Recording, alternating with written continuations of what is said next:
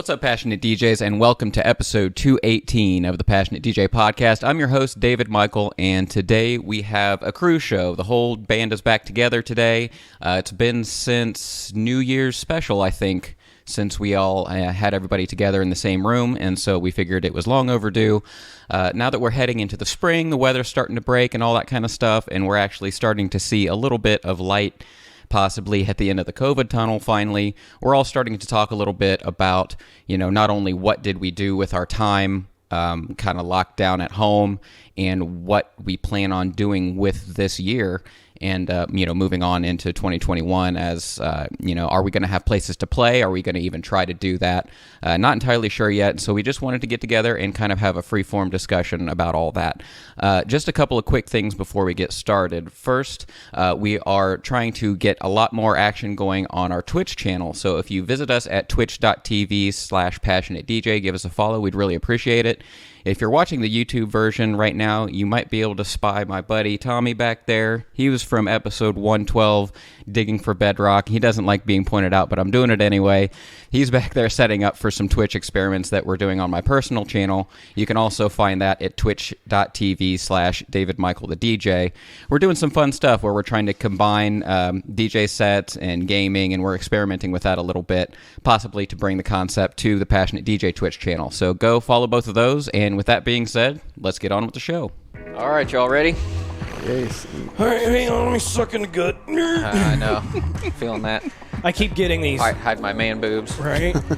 I've completely, Quarantine 15.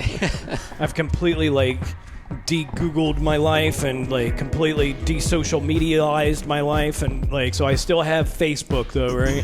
And it's absolutely insane how accurate they still are. I don't even, I get personalized ads for shit that I don't even know. I don't search for the shit. I don't even know I fucking need it. But somehow they know that that I would shave my head more if I had one of those fucking skull shavers. Got that. Turn around. And then because I bought that, now they think I need these. Fuck you, Bezos. Right? Well, that one's Zuckerberg. Fucking, but now they think I need these fucking classic tees for dad bods and shit. They're supposed to be tighter fitting up here, but then taper off. I feel here. attacked. Right? Who the fuck are you people? Alexa, fuck off. Well, you're a male of a certain age in America during the pandemic. Yeah, right. Yeah. We got you. Too easy.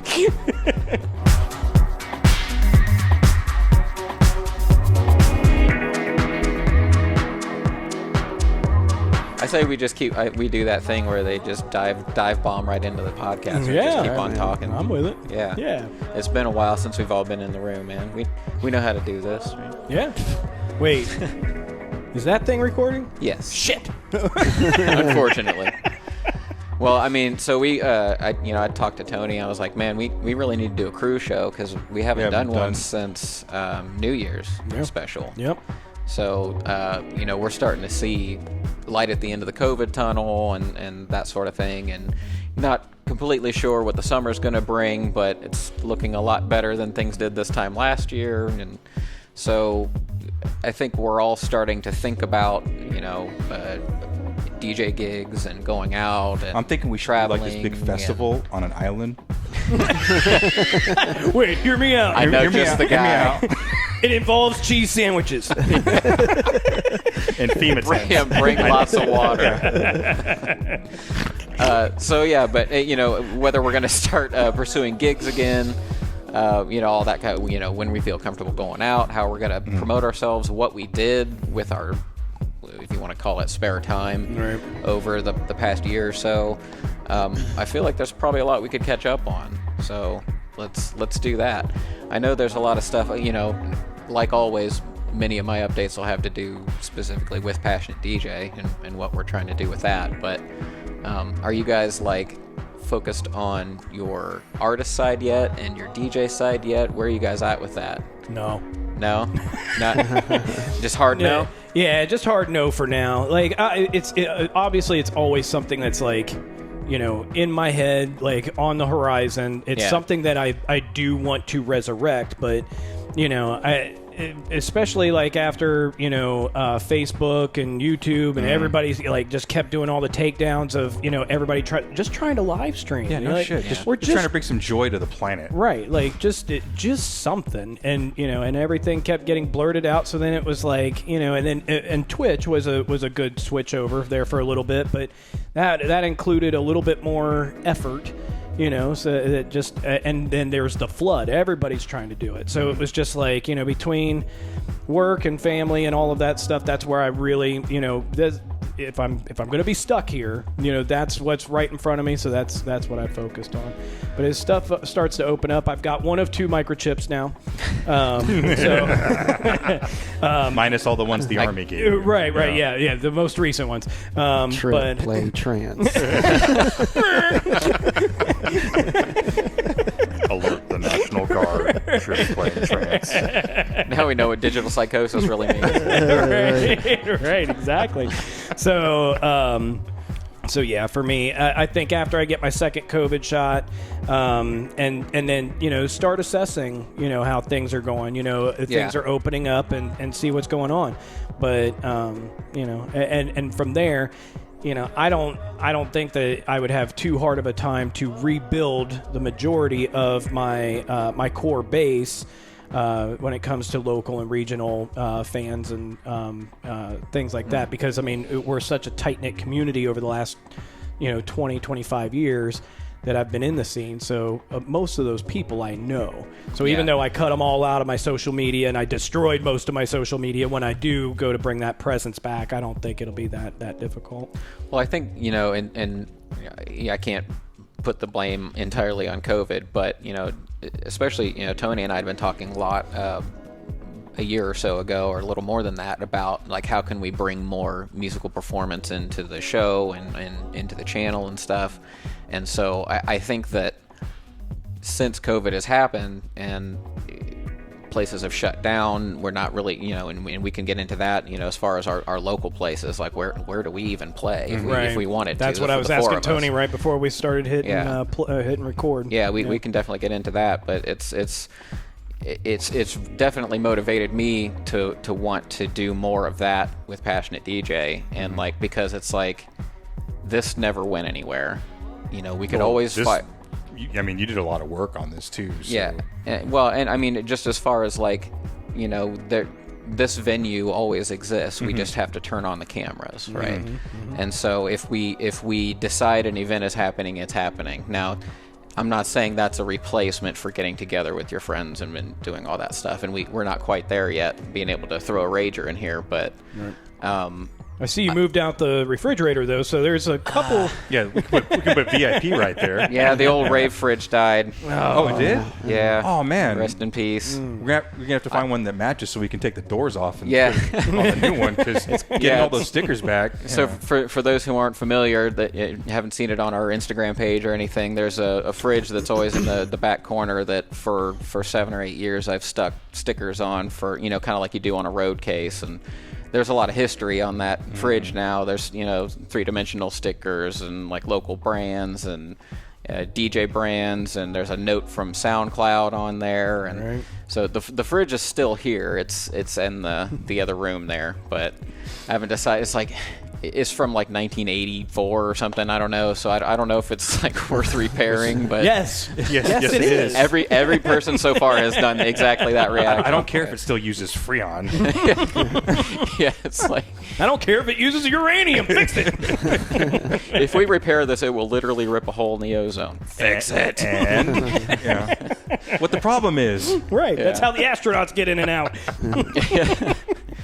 But that's the point of that being that's motivated me more and more to want to do more of that here, and like get every corner of the room looking better so we can point cameras around, get to the point where we can quote unquote book somebody, whether it's one of us or a guest or something, and have it look really nice, sound really good, and give selfishly give me an opportunity, like a place to gig, a place to play, you know what I mean? And you guys and whoever, it's not dependent on anyone else. Right. You know what I mean? And do we know anybody with a Function One rig or something? Yeah. And some lights.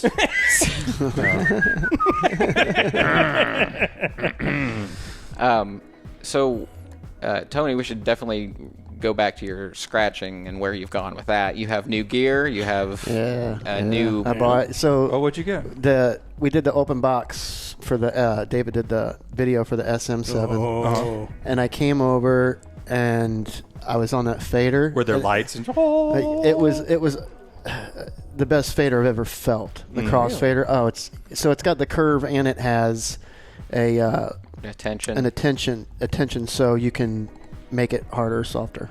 You literally, and the crossfader goes. It's unreal. It's like unreal. playing air hockey. So it's a Magvel fader, but it's the one that they upgraded when the S11 came out. Okay. So it has that upgraded version. The Whatever. I don't know Magvel what Pro. they did, but yeah, the Magvel Pro is in the S7. It's you have to check it out after this. But I came over and I was scratching and I was just getting so many more clicks off of it, and I'm like, I was addicted, you know. And then the stemmy hit, and through the DJ hookup, they gave me a good deal on everything. So I got that. I got some Serato vinyl and a new head shell. Nice. Needle and everything. So Serato. Yes, Serato. And I've been a Tractor guy since day one of Tractor. Forever. Yeah. Since Final Scratch. So yeah. Yep. So how's that going, or have you even dipped your toes to be in? honest, I haven't even the only thing that I've done with Serato is turn it on. I've brought a song in. I haven't done anything with the hot cues, and that song is normally just an instrumental, so I can scratch, and that's it. You know, it's like.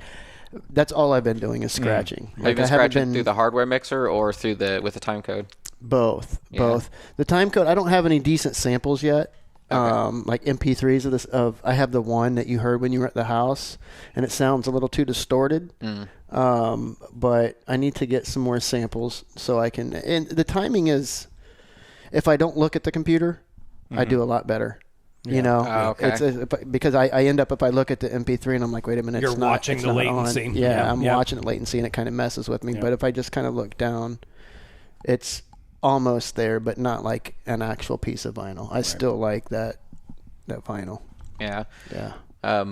Are you optimistic about being able to play shows locally, regionally, in person, anywhere, as Tony DeSero? Yeah. Or have you even thought about that yet? I've thought about it over the summer. Yeah, over the summer. Doing some fall. maybe a couple Sunday nights or something, because they closed the Oregon off at the end of the street, and I was thinking about doing something at a place in Oregon, like a 5 to 9 or something like that.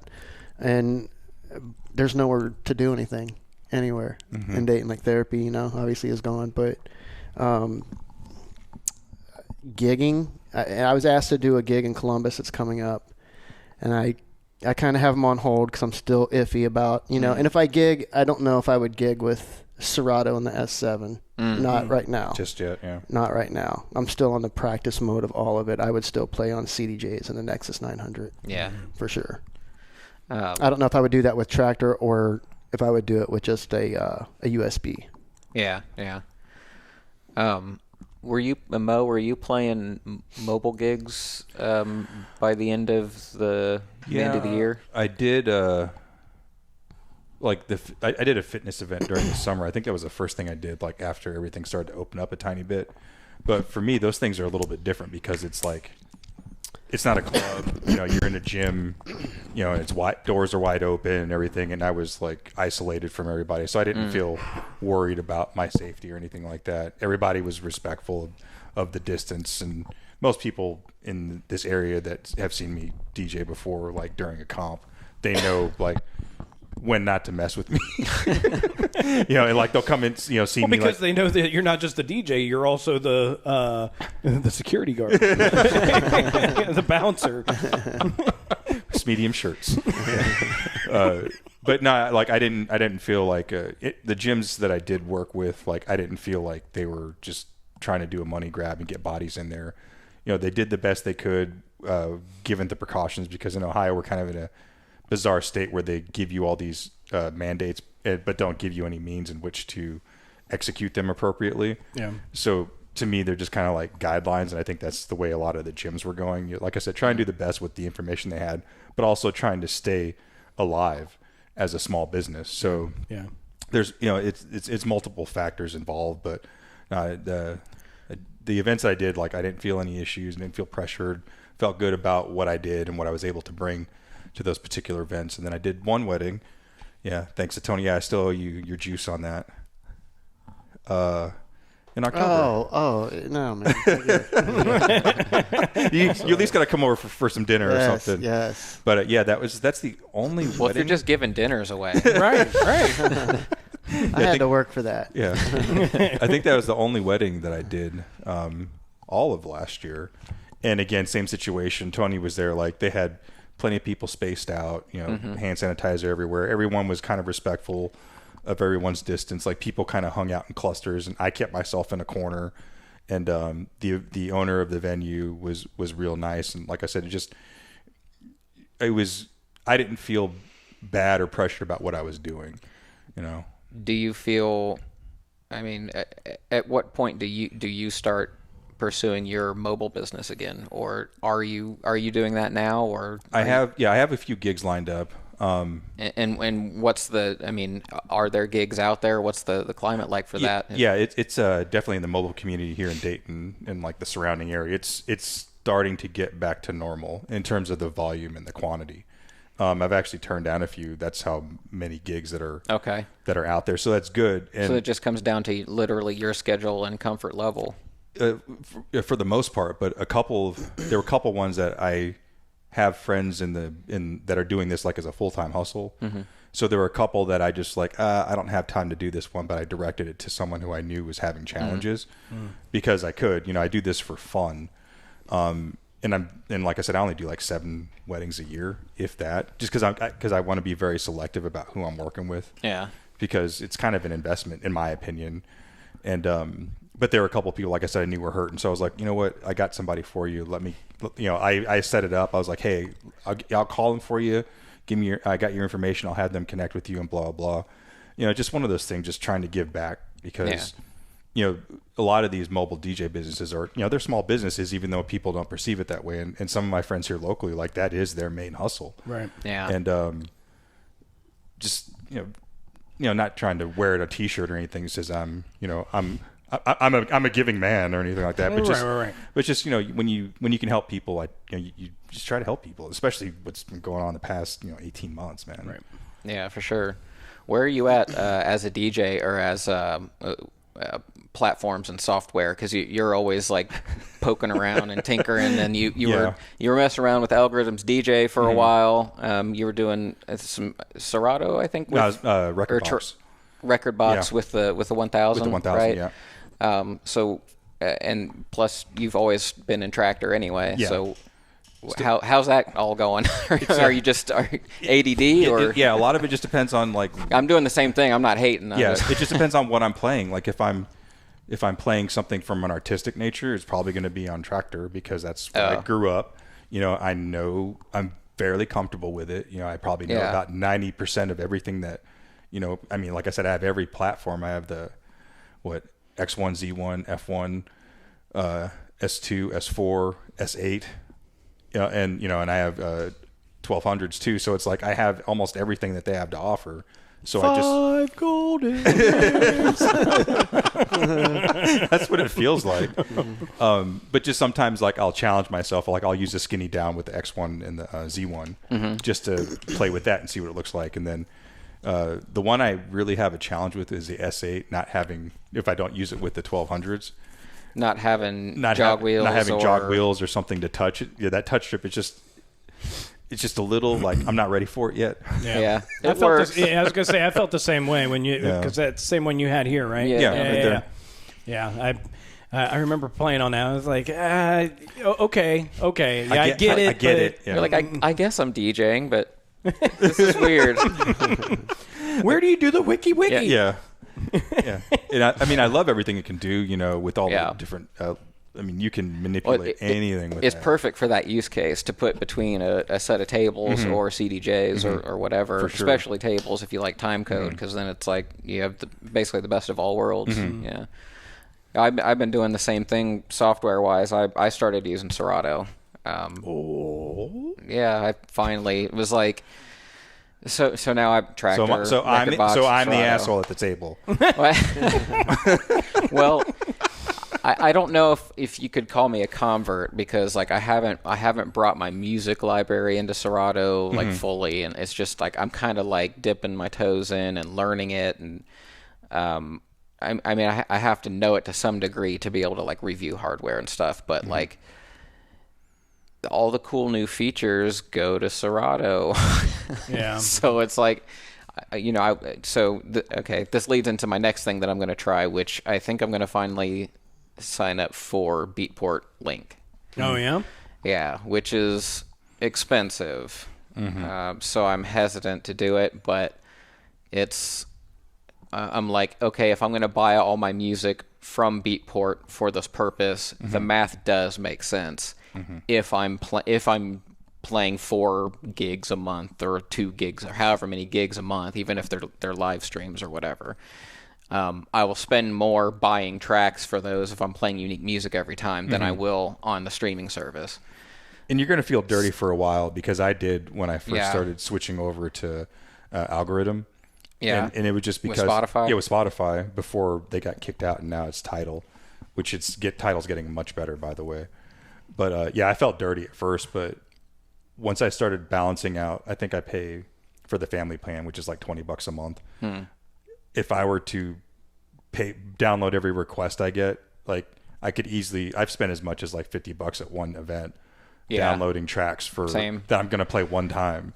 So once you get over that feeling of, I mean, it really does make sense. Like I said, if you're playing enough songs, you know, for it to add up. And so, one thing that I do with my personal channel, and that I haven't done in a while, is I started this thing where I would play a weekly, it was a live stream, and I would do a different style or genre every time. So I'd be like, this is Sunday house selections, this is Sunday techno selection, this is Sunday trance selections, whatever. And so I picked a different thing, garage, whatever. Well, for trance, it really was like 5 or 6 songs for each of these. I mean, they were really short mixes, and that was the point. Except for the trance one. Yeah, except for the trance one, yeah. But that was the whole point, was like explore a new genre. Don't go too deep. Just do my DJ thing. Kind of like, okay, if I were to play trance, how would I play it? If I were to play dubstep, how would I play it? That kind of thing. Yeah. And so I think, as we go into this new season, I'm going to really double down on that, and like kind of take some of the production and stuff that like you and I, Mo, have been working on, and like really spice up those videos of me DJing on my channel. And still do that same concept, but instead of doing live stream, like maybe just do like a weekly, like, so that I could really put the cool camera angles, and maybe hire you to come out and take some fancy shots with your camera and stuff, and just make like a, I don't know, what do you want to call it, a multimedia experience kind of thing out of it. What was the one you did and you were like changing the camera angles live? Who was that? I don't remember who that was with. Well, we did that with episode 100. But are you talking about a music thing? Yeah, you were DJing, and then because I was asking, I was like, how are you doing that? That was for fresh local producers. Okay. Yeah. So yeah, they've been represented on the show before. I think John came on. But yeah, it was, I think it was just OBS. And I created some like video files that had like the Passionate DJ logo, and they transitioned overlays, and stuff. And then like I put like some of that stuff on the screen behind me, but then I also had them loaded in OBS as sources, so that like, I could step away and take a drink or something, and I could just like flash to this like 30-second video. OBS is dope. OBS is awesome, man. I mean, I was only just like scratching the surface with it, and the fact that it's free, like, what in the hell? Are you serious? Yeah, I think most of us got a little familiar with some way, shape, or form with OBS. Yeah, definitely. 2020 was the year of Zoom and OBS. For sure. And there were 2 other things that I downloaded to work with OBS, because like with my X1800, I can use that as an audio interface, but when I just plug it in, so for whatever reason, in the USB channels, they make the digital out like channels 17 and 18. But when you plug that into your MacBook and then try to run that through OBS doesn't see that. So you have to reroute it. Oh. So I had to We had that issue with loopback audio. Yeah, so loopback. that's what I used was loopback, and then just said, okay, 17 and 18, Yep. duplicate it over. I think it's like channel 5 and 6 that OBS sees. Okay, there you go. That one wasn't free. That one hurt. Come on. We did it. It was like $49 or $49 for Something the year like or that. something. Yeah. It stung Yeah, a we little finally bit. ended up just buying it, and then they came out with a version 2, and I was like, the old one still does everything it did before. Exactly. So. All right, we'll get back to the show in just a moment. Really quick, as we go into this next segment, we're going to talk a little bit about Serato and Beatport Link and some other things. And the funny thing is, between recording and publishing this episode, Serato released a new update. It's the 1.5 update for Serato DJ Lite and the 2.5 update for Serato DJ Pro. And basically, the big deal for this, especially if you're a Mac user, is they are now bringing support for Mac OS Big Sur, the latest version of the OS, and for anybody who's bought one of the new Macs with an M1 chip. So if you bought like a 13-inch MacBook Pro with the new Apple-based CPU, Serato fully supports those machines now. In addition to that, they also have added support for the new Reloop Ready. They've added official Serato accessory support for the phase. Remember the little wireless DVS phase that fits around the spindle? So that's built into Serato now. And the important thing that's most relevant to this next segment that we'll get into in a little bit is they've actually added the offline lockering function if you are if you've signed up for Beatport or Beatsource Link to have their streaming cloud service.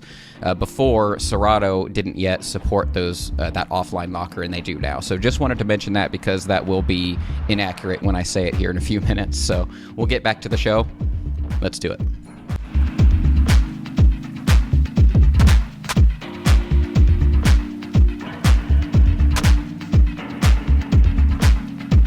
The Beatport Link, and what all does it entail? There's multiple tiers. What happened to my... Oh, I'm running those screens with my other laptop. And while you're looking that up, the cost is a prohibitive factor, but I think part of that for me is just the mentality of it. When and I think I've brought this up when that streaming service first came out, because for me as a DJ, like part of what makes us DJs is the crate digging, is the Owning music of the sourcing. music. Yeah. So that is my library. If I'm going to be cliche about it, it's me. Right. I mean, yes, there are tons of other people that can have the same songs and do different things with them, but my library is what I curated, and that's what I, select from. So then, if I run into some financial situation where I can't afford, the Beatport thing anymore, I at least still have my library, and I can still go out and play anywhere with that. If I've canceled that service, sorry, you're no longer a DJ either. So, Right. So the bottom tier is $14.99 a month, and the $14.99. I thought it was like $5.99 or $4.99. No. Damn. And now Link Pro, which is the next one up, is $29.99 a month.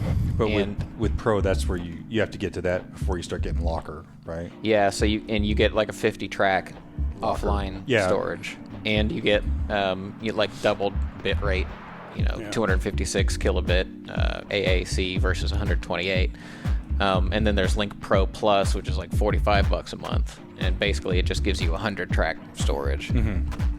I'm pretty sure, for the purpose that I'm talking about, all I need is the $15 deal, right? Because I don't really need to store it. I mean, it's gonna cache it locally when you load the song, so it's not like it's gonna skip or anything like that.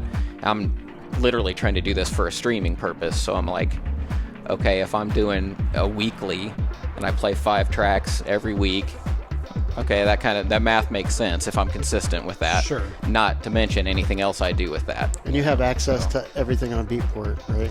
Yes, and so basically the way it works is you build playlists on Beatport, and then you can access those playlists in the software. So what I tried to do, they do have a free, like a 30-day free trial thing, but what I wanted to do is like go ahead and create a bunch of playlists and then sign up for the trial, so that I would have all that stuff. Right, and not have to spend all that time. Yeah. I'd spend 30 days building playlists and then not get to use it. Right. I'm still sort of doing that. I'm just adding stuff to my cart. I'm gonna go build a playlist later. I still use Tripp's methodology though. I'll just go and listen and just load stuff in the cart and then wait for the coupons to come out. Yep. And just go bananas. Yep.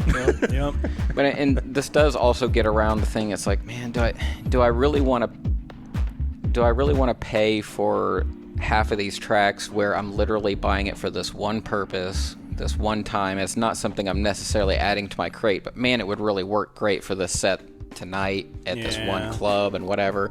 Like, I've started to think of the music curation thing as like, that's what my record shelf is for. Right. But I'm also not bringing crate of records to a gig, so. Yeah, and I think that's where I diverge from the purpose, because I very rarely, like, if I only think I'm gonna play something once, then I won't buy it, or maybe I'll God, RIAA come after me now, but I might like try to look up like if I'm literally just looking for something to play one time, then I'll either do a YouTube rip, I know, God forbid, Allegedly. I mean that. Yes, terrible, shitty quality. I get it, but if I only care about it one time, then do it one time and then throw the thing away. I don't keep it. So this, I think, will accomplish that same thing for me. I'm just paying for the convenience of it, just literally linking to Beatport, right, and having directly. better quality at that. And point. better quality, Yeah, because I still buy music. Like if I'm going to, when we did have a place to play out, and I was going to particularly curate, a set list for that night. Yeah, I would buy those tracks because I don't want to rely on the Wi-Fi going down or just something stupid happening. And I'm willing to invest that, I don't know, let's say worst case scenario, $50 if I'm buying lossless files for that event. But if it's for a wedding, and not that the weddings aren't important, not that corporate gigs aren't important, but most of the songs that I play in my routine rotation, I already own anyway. So if something were to come crashing down, I can still execute a wedding appropriately. But it's those one or two things, like the daddy-daughter dance is like something, they want this version, from this year and all this other stuff. Like, do I really want to spend $3 on that? Right. And the thing, so imagine if you had even like the $30 a month one, where you have the 50-track offline storage. Like, okay, I guess like if you're a gigging touring DJ or something, that makes a lot of sense. But like if you think about it from the perspective of, okay, nobody's stopping you from buying and adding music to your library, but you also have this other way to be able to put stuff in your rotation that maybe you're like, I don't know how this is gonna feel. Let me play it. Let me drop it a few times. Yeah, let me see if the audience. Oh shit, the audience really likes that. Maybe I actually buy this one. So I understand where they're coming from. I wish the pricing was not so painful. Right. Even like I feel like $15 should be the top tier. Was Spotify always as reasonably priced as it is now when it first started? Because I was a late adapter. I think so. Yeah. It's always kind of been the same relative price. Always like I don't know. Free and then $4.99 and $9.99 is how it launched. I was gonna say no. I think I'm still at $4.99 as a student, even though I graduated. Are you really? I finally bought a family plan one. Did you? So, yeah. Once that cancels out, or once they find out that I'm not in school anymore. Lily starts messing up all my algorithms. I have to put her on family plan on her own accounts for stuff. Sign into your own YouTube. Yeah. Oh, I know. Why am I seeing nothing but Taylor Swift again? Yeah. At my house, it's what is it? The Gummy Bear song by the Gummy Bears. Oh God, it's terrible. Like, and they do it in different languages too. So I was not aware of that. Yes.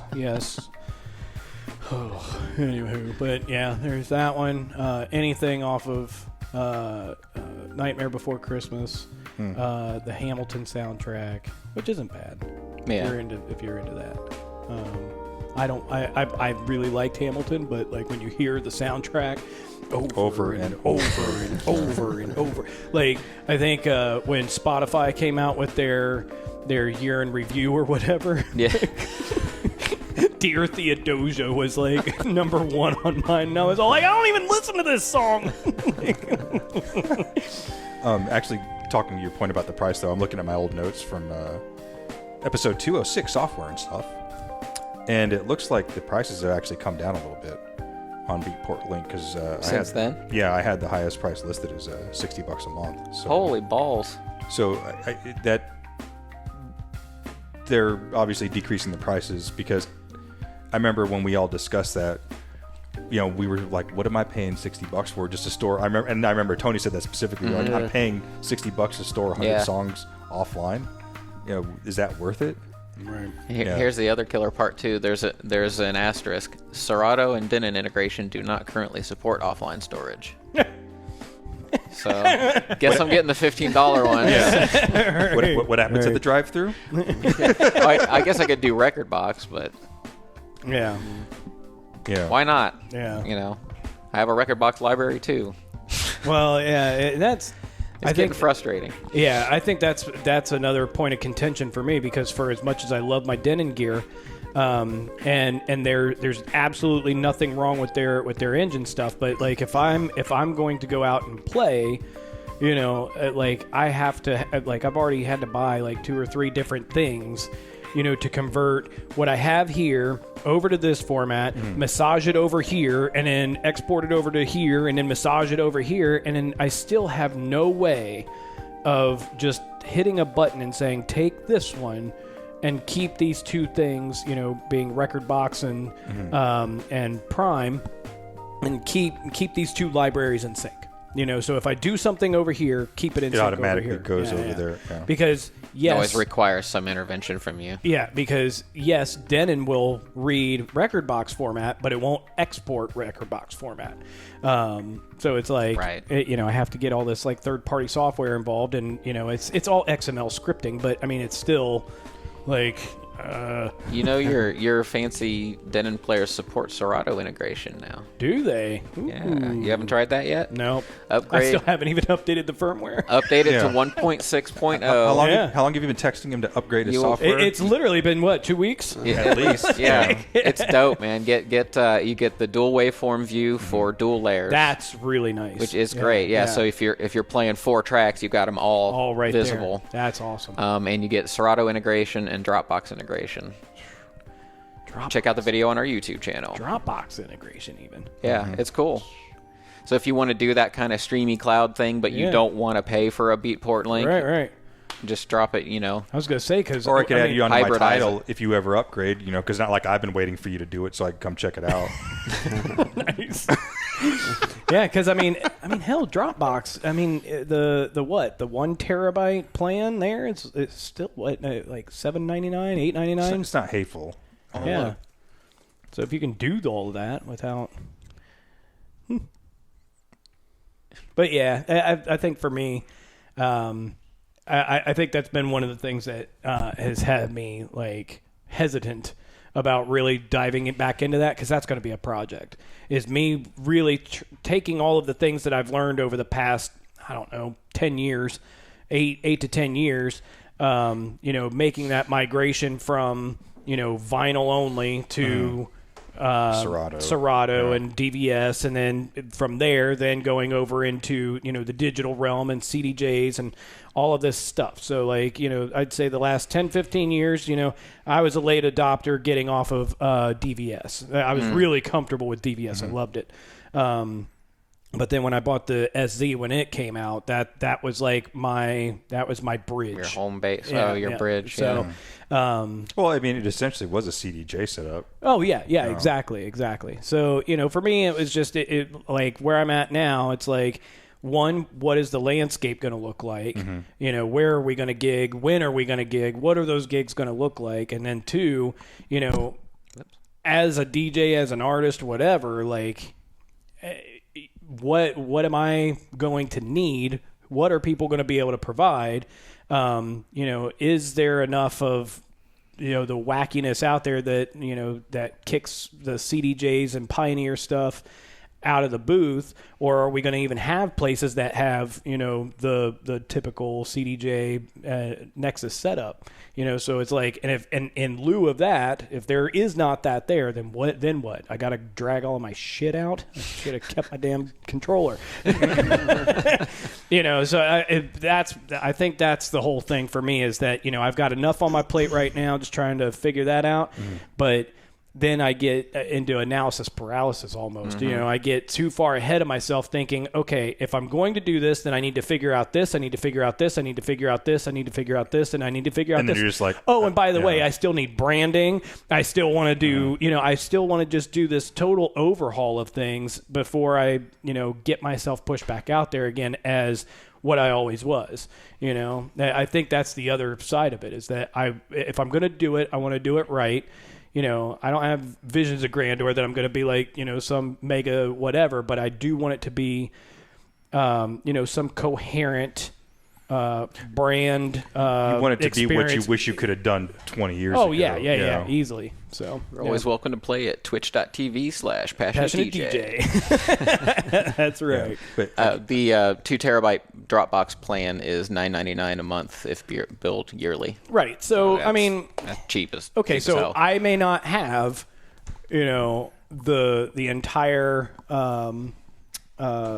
Beatport library at hand, but you're right. If I wanted to dip my toes into that, I've got easily a terabyte worth of music that I could dump on there for $10 a month. Yeah, I will say it kind of eased some of my tensions about it, because it's like I got to see it work on the device without me having to sign up for anything new or whatever. Right, it was just and it was cool because you can see in the video, it pops up and it's just like if you're signing into Netflix or Hulu on a smart TV, it's like, boop, go to your browser and go to this URL and enter this access code.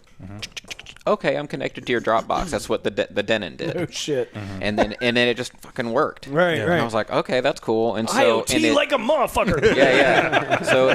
So what it does is it stores the collection, and now what I mean by collection is your hot cues, your metadata, your tags, all that stuff, not your music. But it stores your collection information, so your XML and things.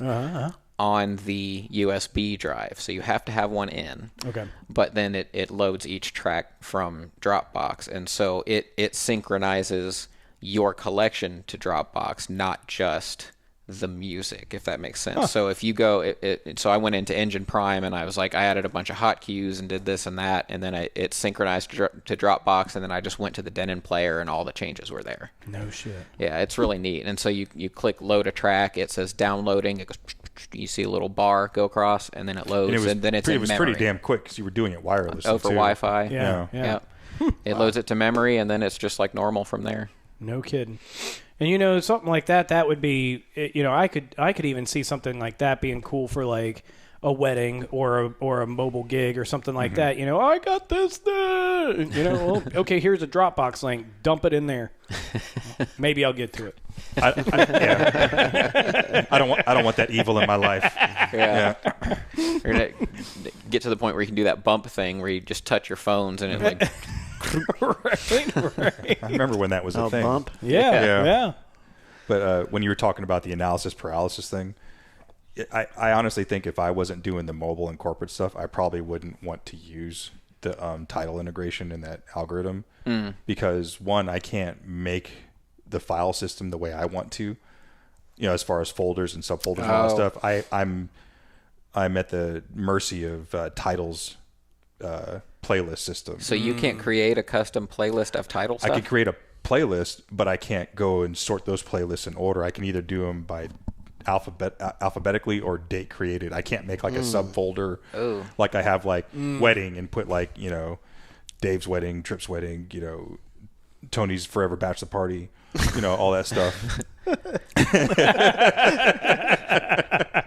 And I can't make that stuff. It just shows this long, nasty list of every playlist that I have in there, and it's like a huge ass pain. But like I said, the only reason I have that stuff is for the corporate stuff, and it's just it's almost it's too much. Yeah, There's so much out there. I'll report back and let you know how it goes with the Beatport thing, because all I've seen is like, okay, you go and you create a new playlist, and then I see how you can create new playlists from the catalog, but I don't know what happens from there. Like once it's in the software, can I do what you're saying? Like, can I put it in an order? Can I sort it and whatever?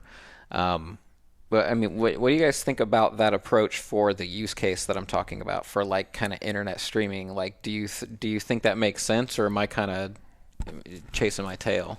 No, so I guess it depends on what the purpose of the stream is. Like, if I'm putting out a weekly or a monthly stream with the intent of downloading new music and making that the focal point is that this is new music that I am mixing and presenting, then yeah, I mean, if you're going to spend that money anyway, and if most of it you're not going to play again, so you could download that or you can buy the ones that you do like.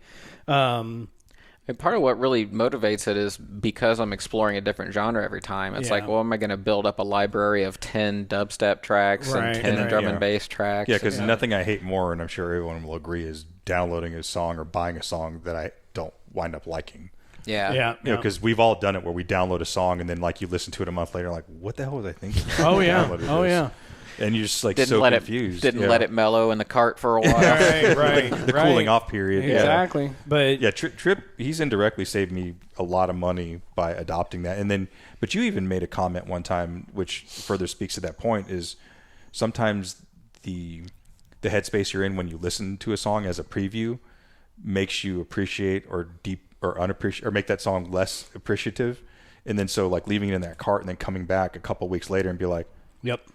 What the hell? Yeah, like the context of like the mood you were in and what the lighting in the room when you heard it, what you whatever. ate, what you ate that day. Yeah, because I've done that tons of times. And I'm like, man, where was I going with this? Right. Yeah. Because I do the same thing. Like I'll catch like one of those like like one of those drum code, like I'm DJing at like some huge castle and like, okay, so that's the headspace I'm in, and I go and I try to find all of the stuff that's kind of like that, and and that's what I'm envisioning, and so you kind of get that like mind trick where it's like every tunnel, everything you hear, you're like, oh yeah, I could make that work, or yeah, that kind of fits that, and then you come back like a week, 2 weeks, or 3 months later when the coupons come out, and it's like, oh no, it's not going to work. No, that's totally not me. No. Oh, Adam Bayer can make that work. Right. Got it. Exactly.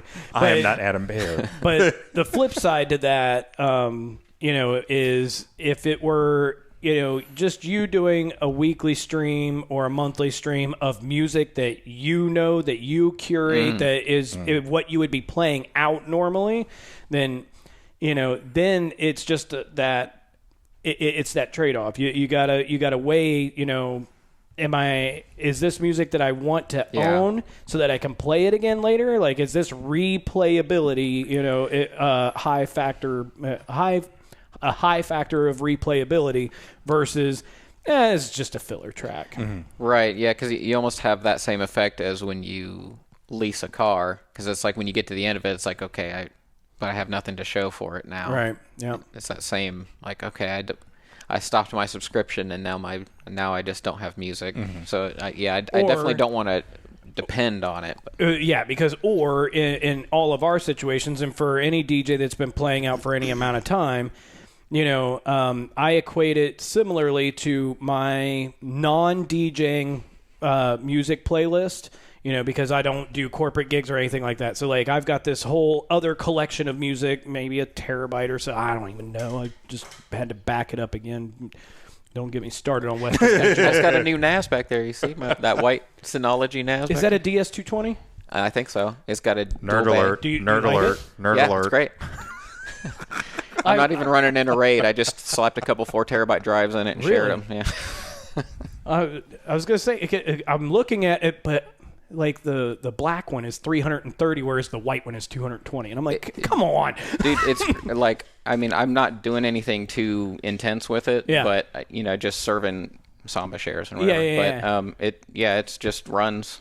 And it's got a great like web interface you can. So the use, MyCloud that I've been literally using forever, they did this like big OS update, and it like completely bricks the freaking thing. Like it's to the point where they're trying to release firmware updates for the current version. And like every time it tries to download, it gets stuck at 35% and says, I can't do this. Then like it says that like the drives just don't show up anymore. So you have to reboot the machine to get the current firmware to reboot. it's a fucking nightmare. So Western Digital, MyCloud, no. do not recommend. So I've been looking for other things. Anyway, I don't even remember where I was going with that. What was I saying? Well, we were talking Beatport Link, where was yeah. You don't do the corporate stuff. You have your That's right. You have your own playlist. Yeah, so non-DJing playlist. Yeah, exactly. So in this music collection that I have, of non-DJ dance stuff, so like, that's like the hipster cocktail party. Yeah. Well, no, that's in the DJ stuff too. Who doesn't play that shit out, man? That stuff is amazing. The Chris Isaac. Oh man, that Chris Isaac Wicked Games remix. Jesus Christ, that thing is butter. It is sick. But anyway, but yeah, like so think like my rock and blues and like all of that kind of stuff, right? And I've just got so much of that, but now that I'm such a diehard user of Spotify, like I haven't acquired any more of that kind of music. So if I ever decide to divorce yourself from Spotify, either by choice or, if my financial situation changes and I can't afford it, yes, I have this music library, but I've also added that library. Yeah, because I mean, quite honestly, I have probably amassed much larger quantities of music in playlists within Spotify now than I have in this one over here. Because I've got all of my tags and my genres and all of that stuff, but I mean that it is what it is over here. That's okay. I've got that. But so to me, it's kind of the same way. Like if I ever got a little too connected to this Beatport Link stuff, I still have this that I can fall back on.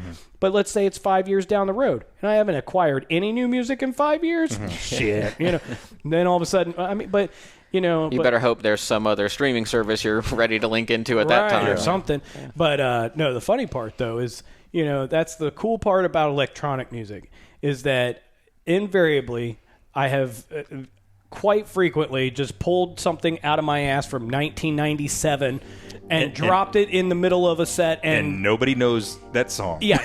If you weren't around in the old warehouse rave scene and you don't know the track, then you don't know that it was. Then it's a new track. Right. And if you were, they're like, oh, shit. Oh, shit. Exactly. Jart prongo like a motherfucker. Yes, sir. What's old is new again. Absolutely. All right, fellas. Well, anything else we want to address before we wrap it up? That's a cruise show. Oh, congratulations to Professor Turlington. Professor Turlington.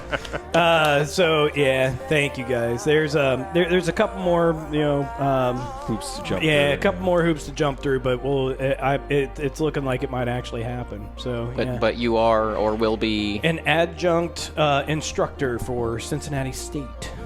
So fancy. Yeah, I'll be teaching online courses for introductory programming classes. Yeah, nice. Yeah. So, we'll see. Awesome. I'm going to demand everybody calls me Professor Tripp. Yes. Like I'm going to put it in the slide. Excuse deck. me, Professor Psychosis. I have a question. That'll be your like Complextro right. moniker or something. I don't know. Yeah. All right. Well, festival seasons seems like it might be looking up this year. Yeah, we could have a few. Yeah, might have a few mobile gigs this year. We're going to really double down on the streaming thing for Passionate DJ. We're doing the drive-ins, too. Drive-ins? Yeah, Oh, yeah, they are starting back up. In May. Did you say the first one sold out? No, the first one is Subtronics. The second one will probably sell out, which is Big Gigantic. That'll be a good one. That'll be a really good show. So I guess we can go ahead and talk about what we talked about on the phone, if that's cool, before... about the I'm just Twitch joking. thing? Okay. I was like, wait. I was giving him the blank stare. What thing? So, we've You said that was between you and me, David. yeah, we weren't supposed to talk about that. Touch my no-no square. Square. It's very specific. It's a box. Yes.